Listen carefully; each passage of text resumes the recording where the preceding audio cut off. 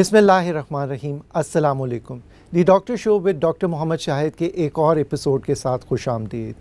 दुनिया भर में ब्लड प्रेशर, शुगर, कोलेस्ट्रॉल के मरीज़ों में दिन ब दिन इजाफ़ा होता चला जा रहा है और कुछ वजूहात ये हैं कि सेडेंट्री लाइफस्टाइल यानी चलना फिरना कम, ज़्यादा खाना, उसमें नमक का इस्तेमाल ज़्यादा और चिकनाई का इस्तेमाल ज़्यादा, ये सारी वजूहात जो हैं वो ब्लड प्रेशर और कोलेस्ट्रॉल के मरीज़ों में इजाफ़ा कर रही हैं। इस प्रोग्राम के तवज्जो से हम ये पैगाम देना चाहेंगे कि कोलेस्ट्रॉल और ब्लड प्रेशर को कंट्रोल में रखें और आज हम तफसील से बात करेंगे इन दोनों बीमारियों के बारे में। आज हमारे मेहमान शख्सियत हैं डॉक्टर कमाल अहमद। डॉक्टर कमाल अहमद प्रोफेसर ऑफ मेडिसिन है लियाकत नेशनल हॉस्पिटल कराची में, और दूसरे मेहमान शख्सियत हैं डॉक्टर आदिल ख़ान जो कि एसोसिएट प्रोफेसर ऑफ मेडिसिन है बकाई मेडिकल यूनिवर्सिटी कराची में। इनसे तफसील से बात करते हैं कि ब्लड प्रेशर और कोलेस्ट्रॉल को किस तरह कंट्रोल में रखा जा सकता है। अस्सलाम वालेकुम। अस्सलाम। आदिल कैसे हैं आप? डॉक्टर कमाल आप कैसे हैं? अल्लाह शुक्र। डॉक्टर कमाल, पहला सवाल आपसे है, कोलेस्ट्रॉल क्या होता है? मरीज़ बहुत पूछते हैं कि ये कोलेस्ट्रॉल बढ़ गया हमारा। अच्छा, कोलेस्ट्रॉल बेसिकली खून में चिकनाई को कहते हैं इसके अंदर। ये चिकनाई मुख्तलिफ किस्म की होती हैं। इसमें कुछ अच्छी चिकनाई जैसे गुड कोलेस्ट्रॉल, कुछ अच्छी नहीं होती है बैड कोलेस्ट्रॉल कहते हैं इसके अंदर। अच्छा, चिकनाई की वजह से बहुत सारे प्रॉब्लम्स हो जाते हैं इंसान के अंदर जो हैं इसके अंदर। इसी वजह से आपके खूनी शरीयान में जमने की वजह से आपका ब्लड प्रेशर भी हो सकता है इसके अंदर जो है। इसी वजह से आपके दिमाग के मसले स्ट्रोक जिसे कहते हैं वो भी हो सकता है इसके अंदर जो है। इसे ये टांगे शरीर में थोड़ा सा जम है तो चलने फिरने में तकलीफ़ें भी हो सकती हैं इसके अंदर जो है। कोलेस्ट्रॉल अच्छे और बुरे कोलेस्ट्रॉल को में क्या फ़र्क है इसके अंदर? अच्छा कोलेस्ट्रॉल जो होता है जिसे हम गुड कोलेस्ट्रॉल या एचडीएल कहते हैं, ये जो है एचडीएल जो होता है कोलेस्ट्रॉल जो खून में आपका कोलेस्ट्रॉल होता है उससे मुख्तलिफ हिस्सों से लेकर लीवर की साइड पर लेकर जाता है और लीवर में फिर इसका प्रोसेस मेटाबॉलिज्म होता है और वो आपके हेल्पफुल चीज़ हो जाती है। जबकि जो बैड कोलेस्ट्रॉल जिसे एलडीएल कहते हैं इसके अंदर जो है, ये जो है खूनी शरीरों में जम जाता है इसके अंदर जो है, और उसी वजह से मैंने आपको तकलीफ़ें बताई जिस तरह से हार्ट के मसले, दिमाग के मसले, सब चीज़ें हो सकती हैं। सही। डॉक्टर आदिल, जैसे डॉक्टर कमाल ने बताया कि अच्छा और बुरा कोलेस्ट्रॉल होता है, तो इसकी जो बैड कोलेस्ट्रॉल है उसके क्या नंबर्स होते हैं कि ख़तरनाक सूरत हाल हो उसमें? देखिए, जो नंबर्स पे हम अमूमन बात करते हैं, लेकिन ज़्यादा बेहतर है कि अब लोगों ने स्कोर सिस्टम डेवलप किए हैं कि सिर्फ ये नहीं होता कि हम रिपोर्ट को देख के ये बता दें कि जनाब किसी का टोटल कोलेस्ट्रॉल अगर 200 से ज़्यादा है, या इसी तरह चर्बी की एक और किस्म है ट्राइग्लिसराइड वो 150 से ज़्यादा है तो आप परेशान हो जाएं या दवा शुरू कर दें। बल्कि हमेशा मेरा ये ज़ाती ख्याल ये है कि रिपोर्ट के बाबत में आपको डॉक्टर ही से रुजू करना चाहिए, क्योंकि बसा औकात ये होता है कि नंबर इतने बुरे नहीं होते, लेकिन आपका वज़न हो गया, आपके ख़ानदान में अगर किसी को कोलेस्ट्रॉल की बीमारी है, दिल की बीमारी है, ख़ानदान में किसी को शुगर है, तो इन बातों को जब कंसिडर करके एक स्कोरिंग सिस्टम डेवलप किया जाता है तो ऐसी सूरत में रिकमेंड ये किया जाता है कि आपका शायद नंबर इतने बुरे ना हो कि जिस खून में टोटल कोलेस्ट्रॉल या खून में ट्राइग्लिसराइड, लेकिन बावजूद इसके आपको दवा लेनी चाहिए ताकि आप मुस्तकबिल में दिल की बीमारियों से या फालिज के हमले से बचें। ये ट्राइग्लिसराइड्स आपने बताया, ये क्या चीज़ होती है? असल में हम कोलेस्ट्रॉल से ज़रा बड़ी टर्मिनोलॉजी को इस्तेमाल करें तो हम उसको कह सकते हैं लिपिड्स, और आप एक कह लें कि लिपिड्स की दो अक़साम है, फ़ैट्स जो कि सॉलिड या ठोस शक्ल में होती हैं और ऑयल्स जो कि लिक्विड शक्ल में होती हैं। अब ये मुख्तलिफ़ किस्म के लिपिड्स या चिकनाइयाँ हैं जो हमारे जिस्म में पाई जाती हैं और इनको मुख्तलिफ़ नाम इनकी साख्त या स्ट्रक्चर की बिना पे दिया गया। इसमें जनाब एक टोटल कोलेस्ट्रॉल भी हम काउंट करते हैं, फिर हम उसमें एलडीएल कोलेस्ट्रॉल या लो डेंसिटी लाइपोप्रोटीन कोलेस्ट्रॉल भी मेजर करते हैं। इसी तरह लिपिड की एक और किस्म है ट्राइग्लिसराइड, वो भी मेजर करते हैं। जैसे डॉक्टर साहब ने कहा ये तीनों जो मैंने नाम लिए ये बैड कोलेस्ट्रॉल्स में आते हैं और जो एचडीएल है वो गुड कोलेस्ट्रॉल। डॉक्टर कमाल, ख़वातीन और मर्दों में क्या लेवल डिफरेंट होते हैं या एक जैसे ही होते हैं? नहीं, डिफरेंट नहीं होते, लेवल एक ही होते हैं इसके अंदर, लेकिन डिपेंड करता है कि आदमी को किस किस्म की बीमारी है, कोई बीमारी है कि नहीं, उस हिसाब से जो है नंबर पे डिफरेंट हो जाते हैं इसके अंदर।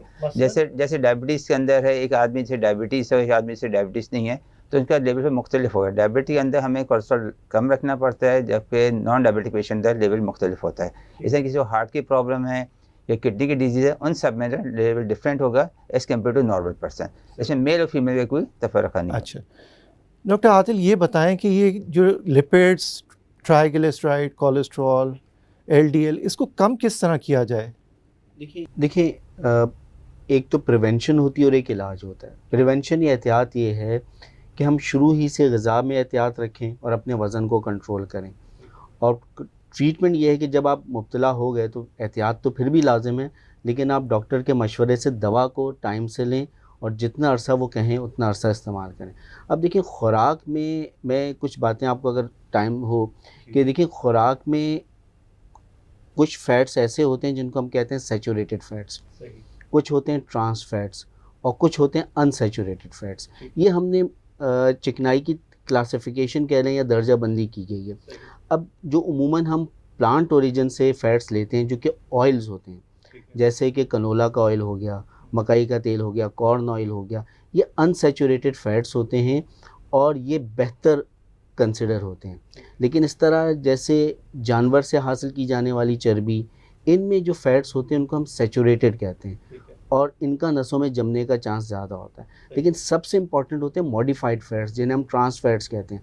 आप देखते होंगे बड़ी-बड़ी जो फूड चेन्स हैं, वो जब चीज़ों को फ्राई करती हैं ना तो उनके जो फ्राइंग ऑयल है वो इतना गंदा नहीं होता क्योंकि वो मॉडिफाइड होता है और उसमें वो ट्रांस फैट का कंपोनेंट ज़्यादा होता है। ये सबसे ख़तरनाक ये होते हैं। अच्छा एक कंसेप्ट पहले ये था कि आप फ़ैट्स को कम खाएँ, जिसको कहा जाता था लो फैट डाइट। लेकिन अब इन्होंने उसको कदरे बदला है। अब वो कहते हैं कि आप गुड फैट्स खाएँ, आप फैट्स को कम ना खाएँ। क्योंकि देखिए अगर मैं फ़ैट कम करूँगा तो लामहला मुझे पेट भरना तो है, तो मेरी खुराक में फिर कार्बोहाइड्रेट का कंपोनेंट ज़्यादा हो जाएगा। जब मैं मीठा ज़्यादा खाऊँगा तो मेरा इंसुलिन लेवल भी डिस्टर्ब होगा, मेरा वज़न भी बढ़ेगा।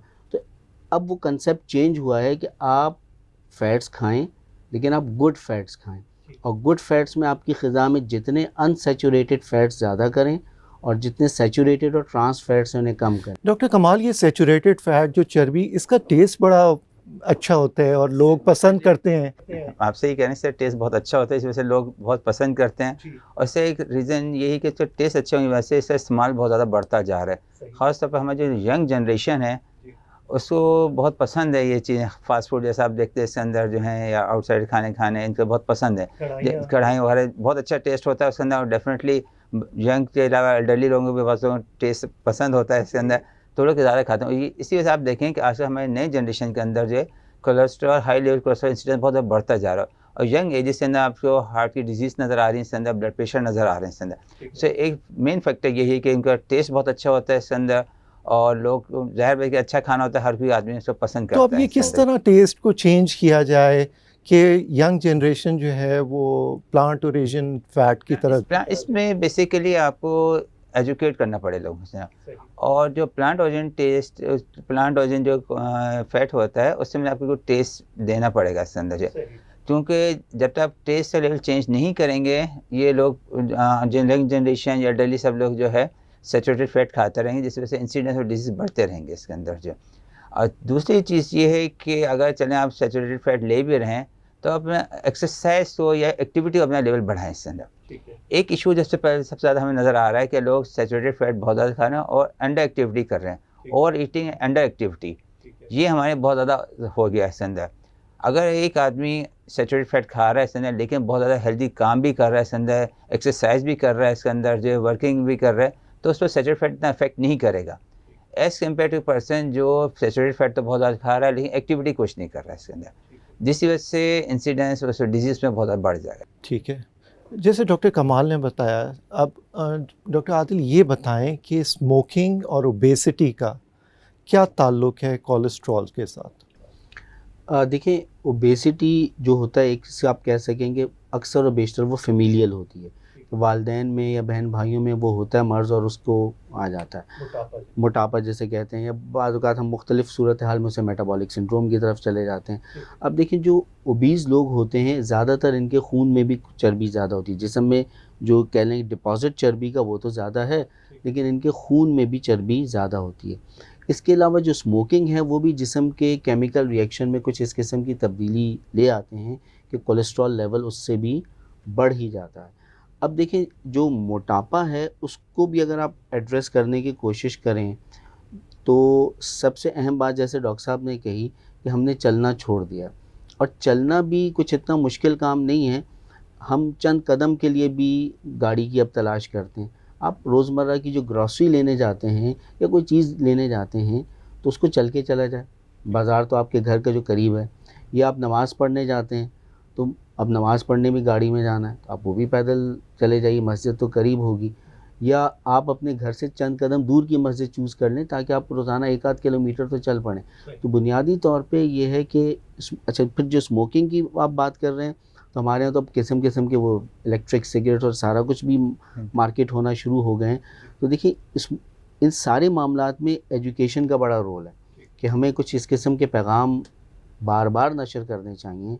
और इस तरह उस पे देखिए, सिर्फ ये कह देना कि स्मोकिंग रोक दो, ये तो साल साल से टीवी पे कहा जा रहा है, कोई नहीं छोड़। अब देखें दुनिया आगे जा रही है कि साइकोलॉजिकल इम्पैक्ट्स हैं। आप अपने पैगामात को किसी साइकोलॉजिस्ट से चेक करवा के इस तरह के पैगामात पोर्ट्रे करें कि लोगों पे असर भी तो हो। सही है। यहाँ मैं एक बात ऐड करना चाहूँगा डॉक्टर आदिल बात से कि ये चीज़ हमें जो है स्कूल सिस्टम से लोगों को एजुकेट करना चाहिए, बच्चों को इसके अंदर कि सैचुरेटेड फैट खाने से या बहुत ज़्यादा बाहर के खाने से क्या नुकसान हो सकते हैं इससे। अब बच्चों से एजुकेशन सिस्टम स्टार्ट करेंगे तो डेफिनेटली कुछ ना कुछ सीखेंगे इसके अंदर जो, और इसका बड़ा अच्छा लॉन्ग टर्म इम्पैक्ट लेकिन स्कूल्स के अंदर देखा गया कैंटीन्स के अंदर यही चीज़ें बिक रही हैं। ये सिस्टम जो है, किसी को सिस्टम को बेहतर करें तो स्कूल लेवल से आपको बच्चों को एजुकेट करें इसके अंदर क्या हैज़र्ड्स हो सकते हैं इन चीज़ों को खाने से इसके अंदर, और अच्छी चीज़ खाने से क्या आपके अंदर फ़ायदा होगा इसके अंदर। तो ये टीचर को भी एजुकेट करना चाहिए, और मेरे ख्याल में तो सच हर स्कूल में न्यूट्रिशनिस्ट होने चाहिए जो बच्चों को बताएं कि हेल्दी फूड्स क्या क्या है इसके अंदर, कितना खाना चाहिए इसके अंदर, क्या क्या खाना चाहिए, आपकी डाइटिंग हैबिट्स कितनी होनी चाहिए। ये चीज़ें स्कूल लेवल से होनी चाहिए इसके अंदर। फिर हफ्ते में एक दफ़ा हो जाए, महीने दफ़ा एक न्यूट्रिशनिस्ट आके स्कूल वालों को गाइड करे, स्टूडेंट्स को गाइड करे इसके अंदर, तो तब आपको लॉन्ग टर्म जाके उससे इफेक्ट नज़र आएंगे। ठीक है। ब्लड प्रेशर क्या होता है, इसके बारे में बताएं डॉक्टर आदिल। देखिए, सादा ज़बान में अगर हम ब्लड प्रेशर की बात करें तो हमारी जो रगें हैं उनमें खून बह रहा है, उसका एक दबाव होता है जो कि वो रगों पे डालता है।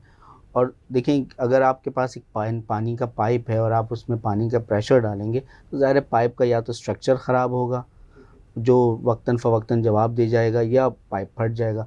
तो कुछ ऐसा हमारे खून के साथ भी है कि जब ये खून का दबाव मुख्तलिफ़ वजूहात से बढ़ जाता है तो ऐसी सूरत में रगों को नुकसान देता है, और बाज़ औक़ात जिसको हम कहते हैं ब्रेन हेमरेज, वो रग फट भी जाता है। डॉक्टर कमाल, ब्लड प्रेशर की अलामात क्या होती हैं? अच्छा, ब्लड प्रेशर की 6 to 7% की अलामत नहीं होती, वो इंसिडेंटली लोगों को पता चलता है। रूटीन में जाते हैं चेक कराने के, डॉक्टर साहब ने चेक कर लिया, मालूम ब्लड प्रेशर बढ़ा हुआ है इसके अंदर। बहुत से लोगों को पता ही नहीं, उनको ब्लड प्रेशर चल रहा होता है इसके अंदर।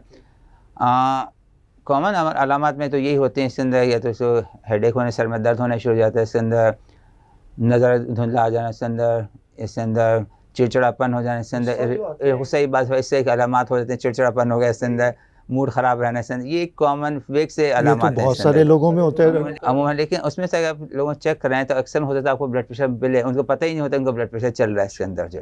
कुछ लोगों का वक्ती पर ब्लड प्रेशर बढ़ता है, कुछ लोगों का नहीं बढ़ता है इसके अंदर। लेकिन जिन लोगों को ब्लड प्रेशर अगर रह रहा होता है तो अलामत जो उसमें मिल सकती हैं, एक तो इसके अंदर उनके पाँव पर सूजन आ सकती है इसके अंदर, सांस फूल सकता है उसके अंदर जो है नज़र का प्रॉब्लम्स हो सकते हैं इसके अंदर, हेडेक्स हो सकते हैं इसके अंदर, तभी ब्लड प्रेशर ज़्यादा, सीने में दर्द, दबाव सा महसूस हो सकता है। तो ये आम कॉमन से अलामत होती हैं इसके अंदर। डॉक्टर आदिल, ये बताएं कि ब्लड प्रेशर अगर किसी को है तो उसकी अलामात अगर नहीं है तो ब्लड प्रेशर को कंट्रोल किस तरह किया जाए? दो इसके एस्पेक्ट्स हैं। एक तो देखें, अच्छा, ब्लड प्रेशर दो किस्म का होता है। एक तो वो जिसकी कोई वजह नहीं, जिसको हम एसेंशियल हाइपरटेंशन कहते हैं, और चंद केसेस में हमें ये पता होता है कि कोई बॉडी में एंडोक्राइन ग्लैंड ख़राब है या कोई और गुर्दे के मसाइल हैं, उसकी वजह से बीपी ज़्यादा है। तो जब आप उस सेकेंडरी कॉज को करेक्ट करते हैं तो बहुत से केसेस में बीपी सही हो जाता है। लेकिन जो हमारे यहाँ कॉमन ब्लड प्रेशर है वो एसेंशियल हाइपरटेंशन है, जिसकी कोई वजह नहीं। ख़ानदान में हो सकता है एसेंशियल? बिल्कुल, वालिदैन से ट्रांसफ़र हो जाता है। अब आप देखिए, इसमें एक तो खुराक अहम है। हम आम तौर पे तो कह सकते हैं कि आप नमक को कम इस्तेमाल करें, लेकिन मैं हमेशा इस तरह की बीमारियों में रिकमेंड करता हूँ कि आप डाइटिशियन से मिलें। आप माहिर ग़िज़ा से एक बार मिलेंगे, वो आपकी ग़िज़ा को जिस कदर मॉडिफ़ाई कर पाएगा तो तो बहुत से केसेस में या तो आपकी दवा छूट जाती है या दवा का इस्तेमाल बहुत कम बहुत हो सारे जाता है। मरीज कहते हैं कि वो डाइटिशियन एक लंबा प्लान दे देते हैं जो कि बड़ा मुश्किल होता है फॉलो करना। बिल्कुल, जैसे एक प्लान है डाइटरी अप्रोच टू स्टॉप जी, हाइपरटेंशन, डैश जी, डाइट है। जी। अब वो अगर आपसे कहेंगे कि दिन में सिर्फ आपने 1.5 चम्मच चिकनाई का इस्तेमाल करना है, तो होगा तो कदरे मुश्किल। तो दूसरा हल तो फिर दवा का इस्तेमाल है। अच्छा, दवा हमेशा डॉक्टर के मशवरे से लें, ये ना हो कि मेरी बेगम ये दवा इस्तेमाल करती थी तो अब मेरा ज़्यादा तो चलो मैं भी इसी को ट्राई कर लूँ। ऐन मुमकिन है कि वो उनके हिसाब से हो, तो क्योंकि और टारगेट्स आपने अचीव करने हैं। ये मत रखिएगा कि मेरी उम्र ज़्यादा है तो मेरी इस उम्र के लिए बीपी ठीक है, क्योंकि अब तो उन्होंने कह दिया कि हर उम्र के लिए एक जैसा है। क्या डॉक्टर कमाल एक बार दवाई शुरू हो जाए तो सारी उम्र के लिए होती है ब्लड प्रेशर की दवाई? हाँ, ये बात सही है कि ब्लड प्रेशर जब एक दफ़ा हो जाए तो बेहतर आप दवा लेते रहें इसके अंदर। ब्लड प्रेशर दवा कम हो सकती है आपकी, लेकिन बंद करना थोड़ा मुश्किल होता है, क्योंकि आपको पता है कि आपका ब्लड प्रेशर बढ़ जाए इसके अंदर जो। तो पहले तो कोशिश करनी चाहिए अपने ब्लड प्रेशर को डाइट से कंट्रोल किया जाए, एक्सरसाइज से कंट्रोल किया जाए। जो रिस्क फैक्टर्स हैं जैसे ओबेसिटी है, स्मोकिंग है इसके अंदर, सेडेंटरी लाइफ स्टाइल है, उसको आप उसे मॉडिफाइड कर लें। अगर इन चीज़ें ब्लड प्रेशर आपका बेहतर है तो बड़ी अच्छी बात है। लेकिन जब ब्लड प्रेशर आपने दवा स्टार्ट कर दी तो फिर आपको रेगुलरली खाना पड़ेगा इसके अंदर। सारी उम्र डेफिनेटली आपको खाना पड़ सकता है। इसके अंदर दवा आप कम कर सकते हैं, इसके अंदर उसे चेंज कर सकते हैं, लेकिन कोई इसको सजेस्ट नहीं करेगा ब्लड प्रेशर दवा बंद करें अनटिल अनलेस आपका ब्लड प्रेशर बहुत अच्छा कंट्रोल रहा है इसके अंदर, और जो है आपको वैसे कोई कॉम्प्लिकेशंस नहीं हो इसके अंदर। क्योंकि ब्लड प्रेशर अगर लंबे अरसे रहता है इसके अंदर, उसकी कॉम्प्लिकेशन बहुत सारी डेवलप जी, हो सकती यही हैं। सवाल था कि कॉम्प्लिकेशंस क्या हो सकती हैं ब्लड प्रेशर की डॉक्टर आदिल? अच्छा, कॉम्प्लिकेशन का जवाब देते हुए मैं एक जुमला ही कहूँगा कि अक्सर जब हम कॉम्प्लिकेशन बताते हैं तो 2 किस्म के लोग होते हैं। एक तो वो कॉम्प्लिकेशन सुन के बहुत कंप्लाइंट हो जाते हैं दवा पे कि यार ये मुझे ये ना हो जाए, और कुछ लोग ऐसे होते हैं कि बहुत डर जाते हैं। तो देखिए, कॉम्प्लिकेशन की एक लिमिटेड परसेंटेज होती है, लेकिन वो एग्जिस्ट करती हैं कि जब ब्लड प्रेशर मुसलसल ज़्यादा रहता है तो हमारी खून की नालियों की अंदरूनी दीवार ख़राब होती है। उसका नतीजा ये निकल सकता है कि ये खून का बहाव कहीं पे भी रुक सकता है, और अगर वो दिल में रुक जाए तो हार्ट अटैक की सूरत होगा। इसी तरह अगर वो गुर्दों की नालियों को ख़राब कर दे तो गुर्दे ख़राब होने का अमल होता है। दिमाग में हो जाए तो फालिज का अटैक हो जाता है। मुसलसल ब्लड प्रेशर ज़्यादा रहे तो उससे दिल का साइज़ बढ़ना शुरू हो जाता है, और आहिस्ता आहिस्ता फिर वो दिल की जो पंपिंग एक्टिविटी या पंपिंग पावर है वो भी कम हो जाती है। इसके अलावा बीनाई पे भी असर आता है कि जब यही अमल आँखों की रगों में शुरू हो जाए तो बीनाई पे भी असर आ जाता है। तो देखिए, ये ब्लड प्रेशर, चूँकि खून का बहाव और खून की रगें तो पूरे जिस्म में फैली हुई हैं, ब्लड प्रेशर का मुसलसल ज़्यादा रहना इन रगों को ख़राब करेगा, और हकीकतन हमारे जिस्म का हर ऑर्गन ही मुतासर हो सकता है। डॉक्टर कमाल, ब्लड प्रेशर, हार्ट अटैक और स्ट्रोक यानी फालिज, इसका क्या कनेक्शन है, ज़रा तफसील से बताएं।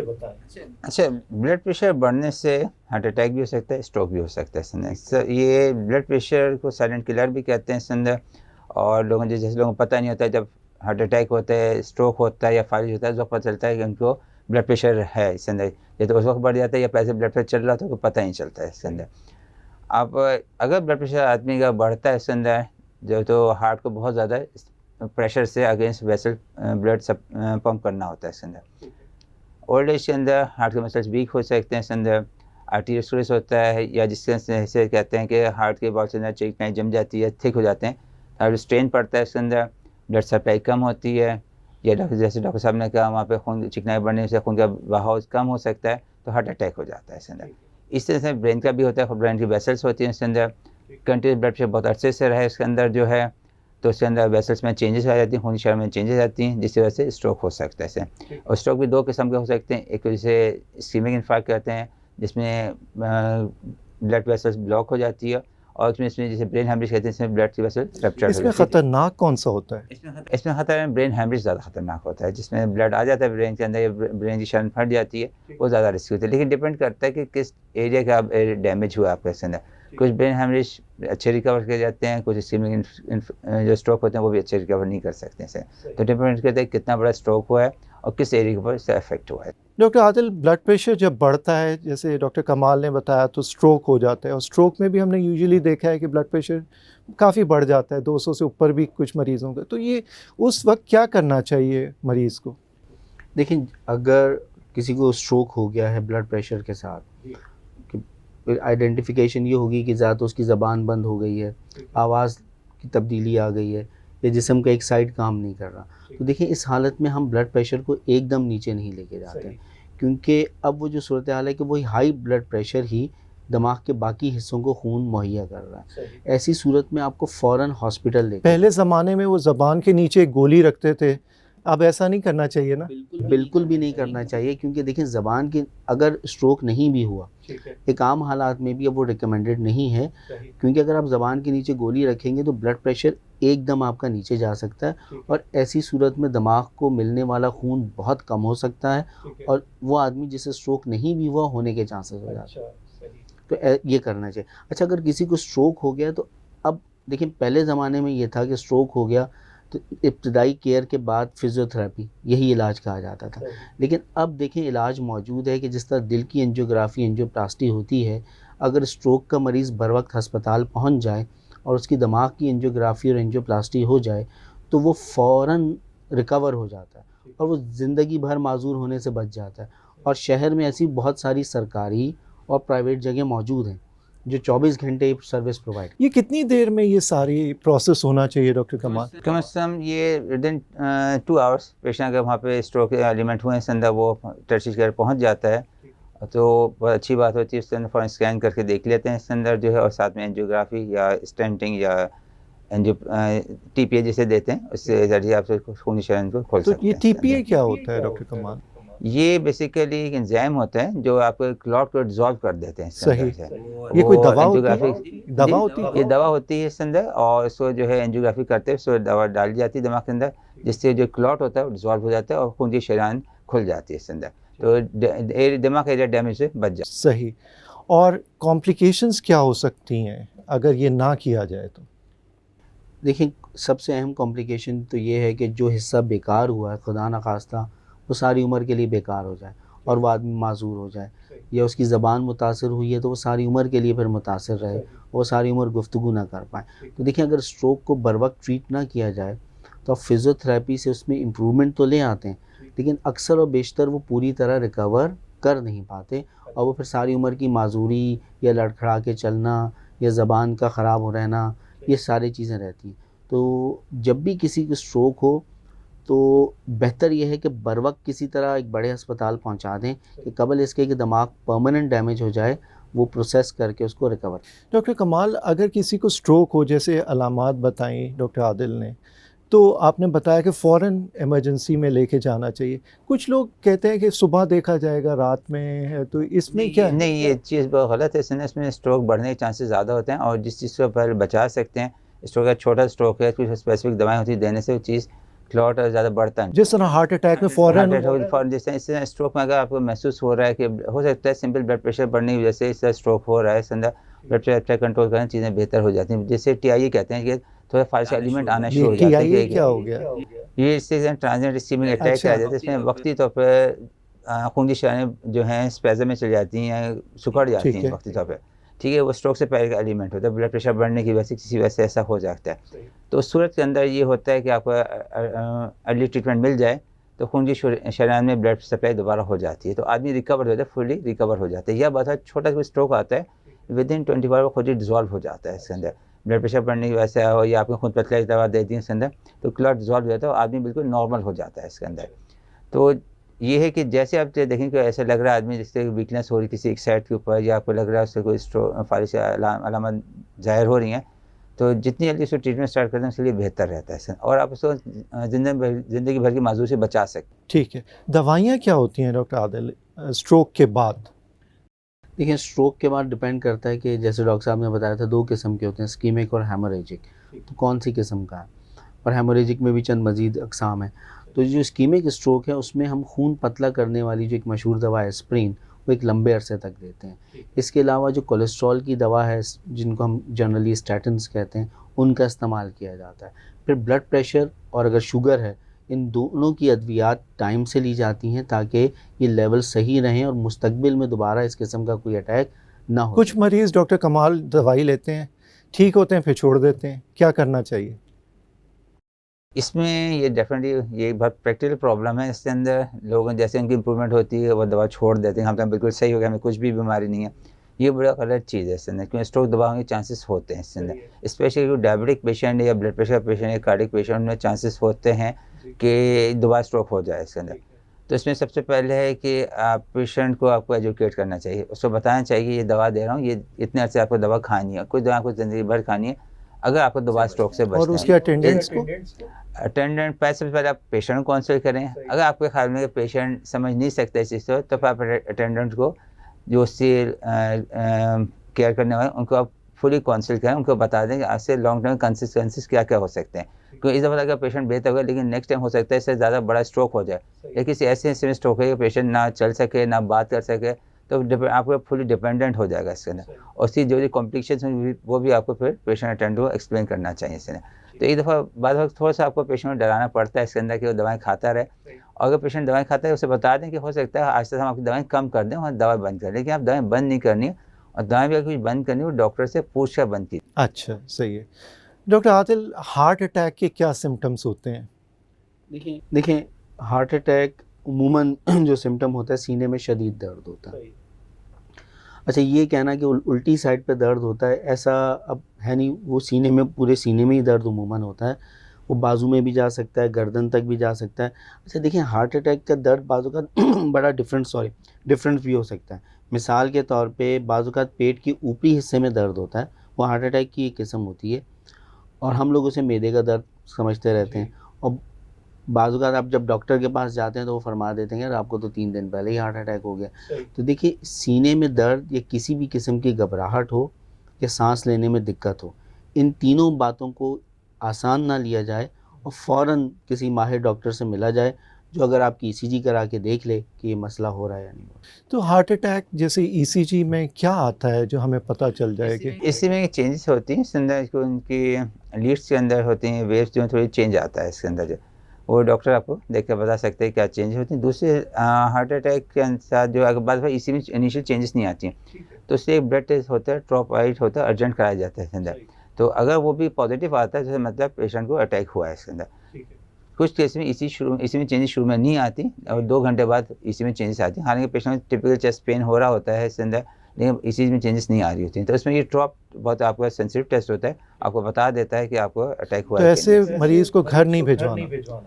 चेस्ट पेन के पेशेंट में कम से कम 2 से 4 घंटे ऑब्जर्वेशन ज़रूर रखना चाहिए, स्पेशली अगर वो डायबिटिक पेशेंट है या उसको ब्लड प्रेशर का पेशेंट है या गुर्दे का पेशेंट है, तो उसको एक ही चीज़ करके कह के कि आप इसी बिल्कुल से आप घर जा सकते हैं, कभी घर नहीं जाना चाहिए, उसको ऑब्जर्वेशन रखना चाहिए और उससे ड्रॉप कराना चाहिए, और उसके बाद 2 से 3 घंटे बाद इसी रिपीट करके देखना चाहिए इसके अंदर, क्योंकि कुछ लोग डिले करके चेंजेस आती हैं इसके अंदर। डॉक्टर आदिल, हमारे जो मजहबी त्यौहार हैं जैसे ईद है, बकरा ईद है, इस पे कोलेस्ट्रॉल के मरीज़ों को क्या ख्याल रखना चाहिए, स्पेशली बकरा ईद पे? वही ख्याल रखना चाहिए जो आम दिनों में है। अच्छा, और वो चीज़ें देख के बेकाबू नहीं हो जाना सही चाहिए। और वही है कि जो खाना पकाएं उन दिनों में भी आप अनसैचुरेटेड फैट्स थोड़ा सा चख लें। देखें, फिर वो थोड़ा सा रहता नहीं। अच्छा, क्योंकि सब खा रहे होते हैं थोड़ा बहुत जो है। हाँ, देखिए इसमें ये होता है कि जैसे डॉक्टर साहब ने कहा था कि अगर सैचुरेटेड फैट्स इस तरह की चीज़ें खाई भी जाएं तो आपको फिर दौड़ना भी तो है। आप अगर आपने थोड़ा बहुत भी लिया, लेकिन अगर आपकी ज़िंदगी में रोज़ाना चहलकदमी या वर्जिश शामिल है तो ऐन मुमकिन है वो आपको नुकसान ना दे। लेकिन बेहतर यही है कि आप अनसैचुरेटेड फैट्स में चीज़ें पकाएं और वो ज़्यादा। और रमज़ान में ये पकौड़े समोसे, अब देखें, एक इसका हल तो है कि वो थोड़ा महंगा हल है, हर बंदा अफोर्ड नहीं कर पाएगा, कि आप ये चीज़ें एयर फ्रायर में पकाना शुरू कर दें, जो कि बहुत कम मिकदार में कोलेस्ट्रॉल के ज़रिए आप वो चीज़ें इंजॉय कर सकते हैं। दूसरा ये देखिए, रमज़ान का मकसद क्या है? जब हम इन चीज़ों को इंजॉय करते हैं तो शायद वो मकसद भी ज़ाहिल कर देते हैं ना। और आप सारा दिन भूखा रहें और जब इन चीज़ों को लेंगे, और आप देखिए इफ्तार के बाद हमारी एक्टिविटी कम होती है, तो इसका मतलब ये है कि और ओवरऑल ही रमज़ान में हम दौड़ भाग कम करते हैं, तो इसका मतलब ये है कि उन दिनों में तो चीज़ें ज़्यादा खा के हम उनको नसों में जमने का और ज़्यादा मौका। ठीक है। डॉक्टर कमाल, ये लाल शरबत बहुत पसंदीदा है स्पेशली डायबिटिक मरीज़ों का, और ये शुगर फ्री लाल शरबत क्या होता है, इस बारे में बताएं। मरीज़ जो है वो इस्तेमाल कर लाल सकते शरबत को रिकमेंड नहीं करेगा इसके अंदर, जो है इसमें थोड़ा बहुत एलिमेंट होता है इसके अंदर। और लाल शरबत पीना कोई मजहबी जिम्मेदारी नहीं है कि आप ज़रूरी लाल शरबत ही पिएं, आप सादा पानी, ठंडा पानी भी पी सकते हैं इसके अंदर जो है। तो शरबत से चीज़ें बहुत अवॉइड करना चाहिए इसके अंदर। आम कॉन्सेप्ट ये कि शरबत पीते आदमी ताकत आ जाएगी इसके अंदर, शुगर लेवल लो हो रहा है इसके अंदर, ऐसी बात नहीं होती इसके अंदर। नो डाउट शुगर लो होता है, लेकिन जब इफ्तारी करते हैं इसके अंदर आप थोड़ा सा भी खा लेते हैं आपको एनर्जी लेवल बेहतर होना शुरू हो जाता और शुगर फ्री मिठाई? है। शुगर फ्री मिठाई भी रिकमेंडेड नहीं करते हैं, कोई भी डॉक्टर से रिकमेंड नहीं करे शुगर फ्री मिठाई भी आप खाएँ, क्योंकि डेफिनेटली उसके अंदर कुछ केमिकल्स यूज़ किए जाते हैं जिससे अपने साइड इफ़ेक्ट होते हैं इसके अंदर। तो इन सब चीज़ों से अवॉइड करना, इससे बेहतर फल वाला चीज़ लेना, आपको दिल चाहता है तो फल वाला आप ले सकते हैं इसके अंदर, क्योंकि जितनी शुगर फ्री मार्केट में चीज़ें अवेलेबल हैं उसमें केमिकल्स यूज़ होते हैं। सहरी पे क्या लें डायबिटिक मरीज़? सहरी के अंदर जो है आप रोटी ले सकते हैं, नॉर्मल डाइट आप अपना ले सकते हैं। इसके अंदर चिकनाई की चीज़ें आपको थोड़ा अवॉइड करना होगा इसके अंदर। बाकी आप चाहें तो एग वगैरह आप ले सकते हैं इसके अंदर, रोटी है, चिकन है, फ़िश है, ये सब चीज़ें आप इसके अंदर यूज़ कर सकते हैं इसके अंदर। जो आपके डाइटिशियन आपको एडवाइस किया हुआ है इसके अंदर आप उसको और ले फ्रूट सकते का हैं। इस्तेमाल कर सकते हैं? फ्रूट का इस्तेमाल करते हैं, सिवाय चंद एक फ्रूट से जिसमें बहुत ज़्यादा मीठा होता है, बाकी आप फ्रूट एक फल आप रोज़ाना ले सकते हैं इसके ठीक। अंदर। डॉक्टर आदिल, हमारे नाजरीन तक कोई पैगाम दें ताकि वो हेल्दी लाइफस्टाइल अपनाएं। देखिए, हेल्दी लाइफस्टाइल का सबसे पहला पैगाम तो ये है कि आप चहलकदमी को आदत बनाएं। दूसरा पैगाम ये है कि जितने भी प्रोसेस्ड फूड्स हैं, मतलब जैसे जो फ्रोज़न आइटम है, ज़्यादातर फ्रोज़न आइटम में भी ट्रांस फैट इस्तेमाल होते हैं, तो कोशिश करके ये जो फ्रोज़न आइटम है इनको अवॉइड करें। और थर्ड ये है कि जितना आप चिकनाई को कम करें या गुड फैट्स की तरफ आएँ तो वो ज़्यादा बेहतर है। डॉक्टर कमाल, आप? बस यही है कि अपने आप को सेहतमंद रखना बहुत बड़ी ज़िम्मेदारी है इसके अंदर जो है, और सेहतमंद रहने के कुछ असूल होते हैं जिसमें सबसे इम्पोर्टेंट असूल है एक्टिविटी, वॉक करें इसके अंदर जो है, और अच्छा खाना खाएं जिसमें ये फ़ैट कम हो इसके अंदर, और एक्सरसाइज करें इसके अंदर। एक्सरसाइज कीजिए और जो है डाइट को जो है अपना लिमिट करें इसके अंदर, वेट कंट्रोल करें, इंशाल्लाह बहुत सी बीमारी से आप बच जाएंगे। डॉक्टर कमाल अहमद और डॉक्टर आदिल ख़ान, बहुत बहुत शुक्रिया आपका इस प्रोग्राम में आने का। नाजरीन, जैसे डॉक्टर कमाल अहमद और डॉक्टर आदिल ख़ान ने कहा, वॉक, डाइट, एक्सरसाइज, अपना ख्याल रखें ताकि आप रमज़ान, ईद, हर त्यौहार को एंजॉय कर सकें। नेक्स्ट प्रोग्राम तक के लिए अल्लाह हाफ़िज़।